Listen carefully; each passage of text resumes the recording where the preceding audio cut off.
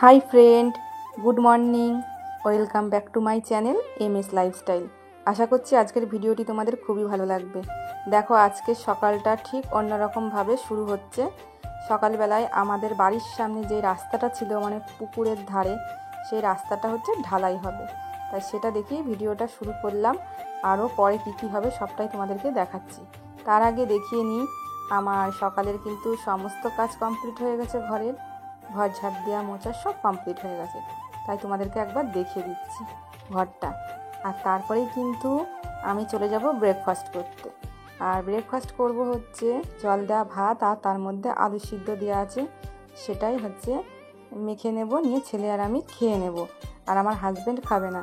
Husband খাবে বললো একটু আখের গুড়ের জল, তা সেটাই হাজব্যান্ডকে বানিয়ে দিচ্ছি আমি। এবার ওকে আমি দিয়ে আসবো, ও হচ্ছে কাজ করছে। কারণ আমাদের বাড়ির সামনে তো রাস্তা হচ্ছে, সেই রাস্তাটার জন্যই ও, মানে আমাদের জায়গা আছে যেটা, সেই আমাদের জায়গার জন্যই প্লার পুঁতছে, ওখানটায় প্লার পুঁতবে, সেই জন্যই মাটি খুঁড়ছিল। তাই ওখানে গিয়ে আমি একটু গুড় জলটা দিয়ে আসলাম। আর দেখো কি প্রচণ্ড হারে সব ঘেমে গেছে, প্রচণ্ড গরম পড়েছে। এত গরম পড়েছে থাকার উপায় নেই। তা কাজ করছিল, সেই জন্য আমি ভাবলাম একটু গুড় জল দিয়ে আসি, পেটটা ঠান্ডা থাকবে, যেহেতু প্রচণ্ড গরম পড়েছে সেই জন্য। আর দেখো পুরো এই রাস্তাটা কিন্তু পুরো ওই যে কাগজ পেতে দিয়েছে, ঢালাই হবে পুরো মাঠ পর্যন্ত। তা সেই জন্যই সব রেডি করছে।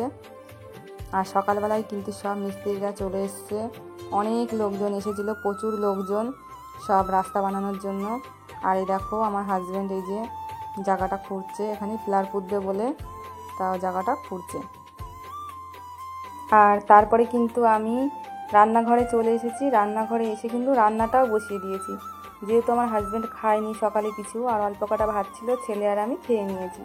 তা দেখো, প্রেশার কুকারে হচ্ছে ডাল সিদ্ধ বসিয়ে দিয়েছি, আর হাঁড়িতে হচ্ছে ভাত তো ফুটে গেছে, নামাবো। আর এদিকে হচ্ছে কাঁচকলার আলু ভাজা করে নিচ্ছি। আর হচ্ছে আমাদের আজকের মেনু হচ্ছে ডাল, কাঁচকলা আলু ভাজা, আর হচ্ছে চিংড়ি মাছ ভাজা। আজকাল কোনো তরকারি রান্না করিনি, কারণ ভাবলাম যে এই সিম্পলের মধ্যেই করি, যেহেতু একটু ঝামেলার মধ্যে আছি। আর বেশি কিছু রান্না করলে উঠবেও না, আর যেহেতু হাজব্যান্ড সকালে খায়নি, ও দুপুরে কখন খাবে ঠিক নেই, সেই জন্য রান্না বাড়ার অত ঝামেলা আমি করিনি। আর আমাদের বাড়ির সামনে যে রাস্তাটা হচ্ছে, একদমই মানে আমাদেরকে আগের থেকে জানানো হয়নি যে এখানে রাস্তা হবে। তাই সেই জন্য না আমরা এই সীমানাটা করা হয়নি আমাদের, যেহেতু মানে আমরা গ্রামের মধ্যে থাকি, সবাই যাতায়াত করে, ওই রাস্তাটা দিয়েও যাতায়াত করে সবাই মাঠের দিকে, মানে আমরাও যাতায়াত করি সব কিছু। তা সেই জন্য না আমাদের কোনো একটা সীমানা ছিল না, শুধু মানে ওই দিকের মাথায় একটা পিলার পোতা ছিল।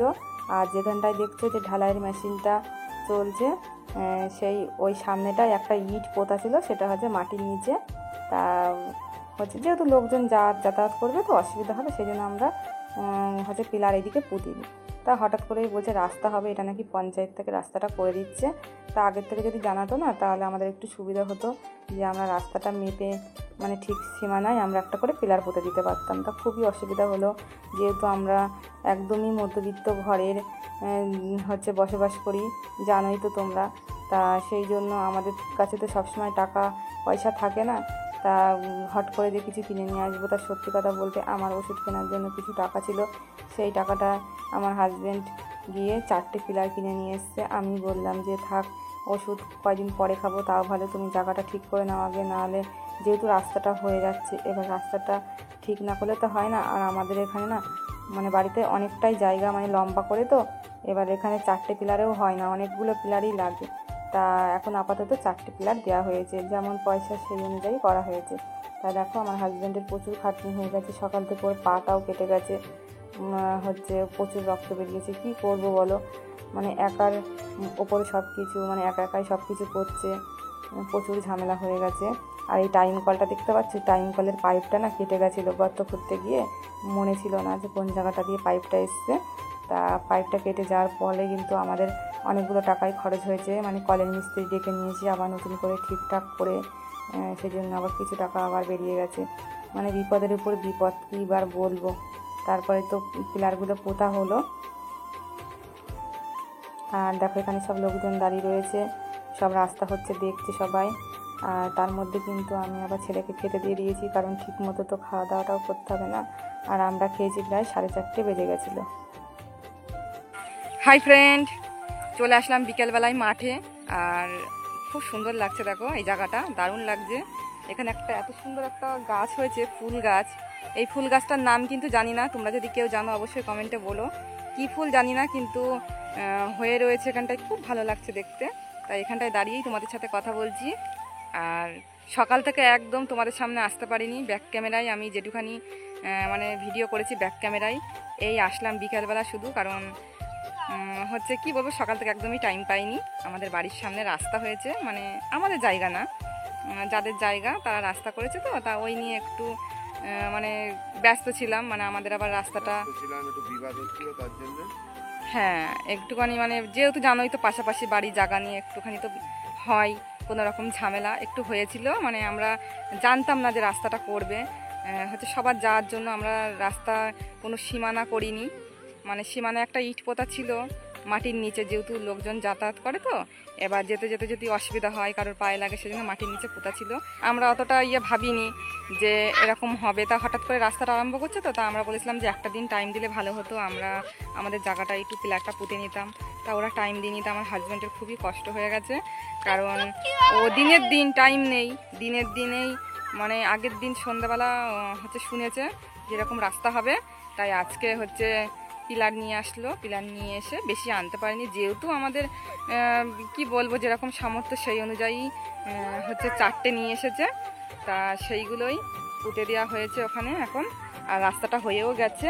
তা বিকেলবেলার দিকে একটু এই খাওয়া দাওয়া করলাম আমরা, তখন হচ্ছে 4:30 বাজে খাওয়া দাওয়া কমপ্লিট করলাম।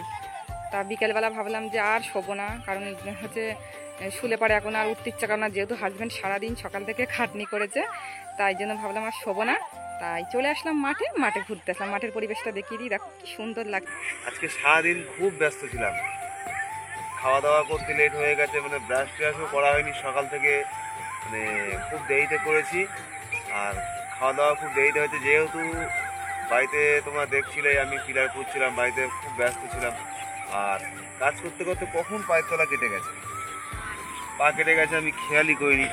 তারপর থেকে আমি ভাবছি হয়তো কিছু হয়েছে, অনেকটা কেটে গেছে। আর ওর ব্যথায় হাঁটতে পারছে না, পায়ে ব্যথা লাগছে। এখন বুঝতে পারছি, ও বলে মাঠে আসবে, আমার আসার ইচ্ছা ছিল না, শরীরটা ভালো লাগে না। ভোরবেলা উঠেছি, উঠে সেই তখন থেকে কাজ করলাম 4টে পর্যন্ত। আর বাড়িতে আমাদের বাড়িতে তো মানে ঢালাই করেছে, আমাদের বাড়িতেই সব কিছু, বালি সিমেন্ট মানে ঢালাইয়ের মশলা, মিস্ত্রিরা সব আমাদের বাড়িতেই ছিল। এবার অত ভিড়ের মধ্যে আমি আর ভিডিও করতে পারিনি, সারাদিন একটুখানি কোনো রকম করেছি। তাই বললাম যে চলো মাঠের দিকে যাই, গেলে পরে তোমারও মনটা ফ্রেশ লাগবে, আমারও ভালো লাগবে, চলো মাঠের দিক থেকে ঘুরে আসি। তাই চলে আসলাম বিকালবেলায় মাঠে।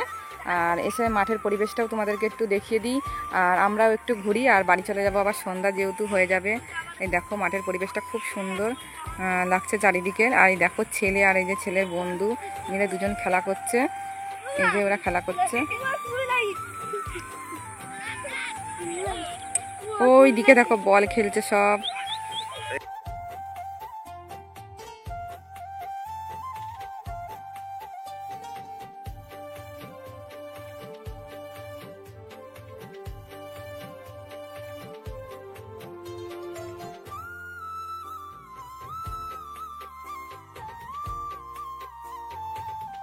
বন্ধুরা, আজকের মতো ভিডিওটি এই পর্যন্ত। দেখা হচ্ছে নতুন একটি ভিডিওর সাথে। ততক্ষণে তোমরা সবাই ভালো থেকো, সুস্থ থেকো। তোমাদের সবাইকে জানাই বাই।